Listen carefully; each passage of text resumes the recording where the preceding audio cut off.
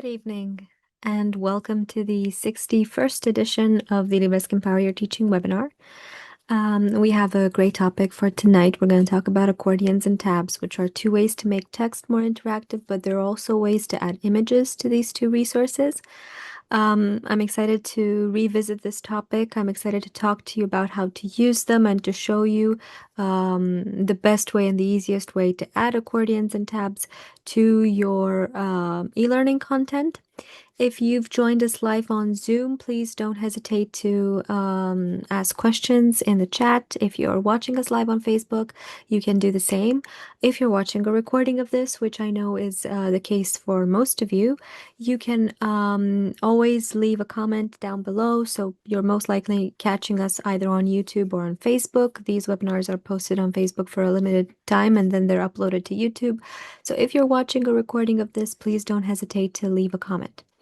Now, I'm going to change my screen share to LIVRESQ to show you how we add accordions and tabs. This is an empty, just 1 second so I can see. I know I covered a bit of your screen. I arranged everything so that you can see properly. And I can also see the chat from the meeting and the chat on Facebook. Right. So this is what a blank section looks like. There is no content here. If you've seen LIVRESQ before, you know that we need to drag and drop from the left-hand side and add things inside the section, which is this area here.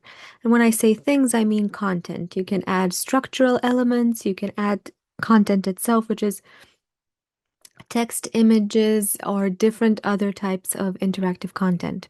So all you need to do is drag and drop. What's a little bit different than it was is the fact that you can now choose between blocks and layouts.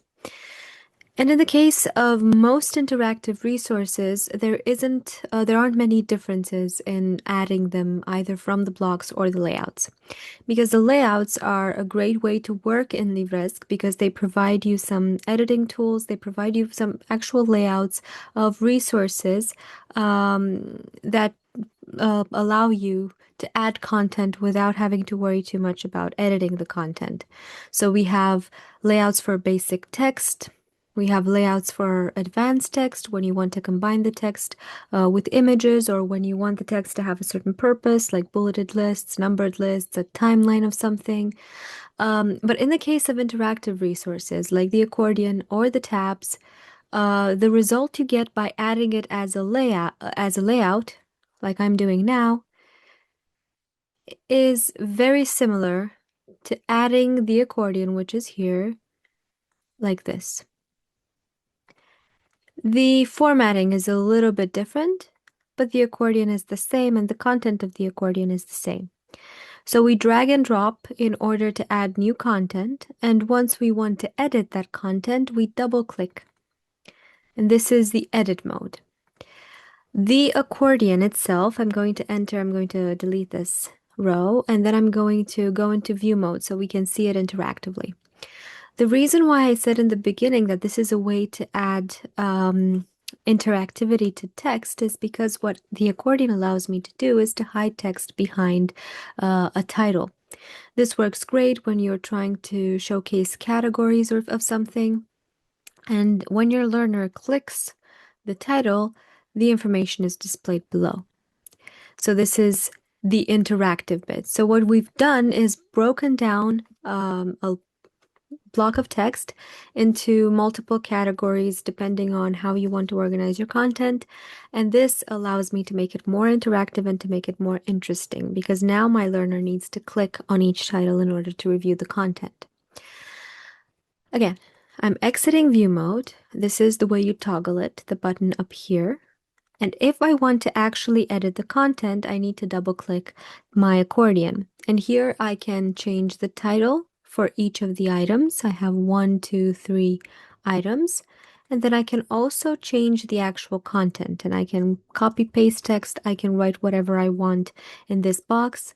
And because I'm using the regular text editor, I can also add images like this one here. This is already added by my colleagues. You can delete it by just backspacing it, or you can add another image using this button here, which allows you to add an image both from your own computer if you upload a file, or a stock photo, a random stock photo, just as you normally would add images in any other resource. And you can click on advanced settings here. I just need to zoom out a little bit here, and I can make it smaller. Let's give it 200 pixels. Make it big again. So I have 3 items, and this is how I edit them. So I have the title and I have the content, and under content I can add multiple things, multiple types of content as well. I can add links, I can add scientific formula, and anything else in those lines, as well as tables if I want to. Now, if I don't need all 3 items, then I can delete any of the items that are here using the remove button. And if I change my mind and want to add another item, then I can just click on plus, the plus down here, and I can add another item. Now, one additional setting that the accordion allows, and that I think is quite important to know about, is the sequential toggling. This means that not all of the items of the accordion can be open at the same time. So if I click this, once I open my second tab, the other one closes. Whereas if this is not toggled, then I can have both of my titles or all three of my titles open at the same time. So inside my section, this is what it looks like. I open the first one, and once I open the second one, sorry, this was untoggled. And once I open the second one, sorry, here we go, the first one closes. And that's what sequential toggling means. Now, very similar to the accordion is the tabs resource. The tabs resource looks sort of like a browser with multiple tabs open, and you can define what's displayed in each tab. I'm going to delete this accordion, and I'm going to add the tabs from here, once again, dragging and dropping it in place. And this is what the tab looks like. If I want to add the tabs from the layouts, I'll go under interactive, and I can add it under it. And in this case, it's again, the formatting is a little bit different, the text up here, but mostly it's the same type of resource. And because it works like I'm in a browser, again, I have multiple tabs and I can navigate between them. And this is the same, except I have that formatting, which makes the box stand out a little bit. We've given a little bit of a shadow to the box, whereas if you add it as a simple resource, you don't have that formatting from behind it. You don't have the shadow here. So again, I can edit and I can add multiple tabs. If there are too many to be displayed on my screen, there will be arrows here that allow me to navigate through the list of tabs, similar to most browsers nowadays. And the editing process is the same. Once I double-click the tabs, I can edit any of the items. The first line is where the title is. I can edit the content, add my own images, delete images. The text editor is the same as for the accordion, so I have the same text editor that allows me to add images again, to add tables, formula, and any other things that I might need. And these are my 3 items. I can delete any of the items, or I can add others. And by the way, the order, both for the accordion and for the tabs, can be changed if I drag and drop from this area. So you notice that all of my items have this little bar on the left-hand side with these dots here. In this, it is from this area that I can move around and I can change the order of my items. And it's the same thing in the accordion as well. So I can change the order of the items by dragging and dropping, and I can play around in this area. Again, once I have too many, I can always use the remove item button. And if we go into preview mode here, maybe not here, maybe in this section, because I wanted to show you, we'll add another one. What happens when we have too many titles? So if we go into view mode here, you notice that there's another one that's hidden here, but I have this little arrow, and then I'll have the other arrow as well that allows me to navigate between tabs.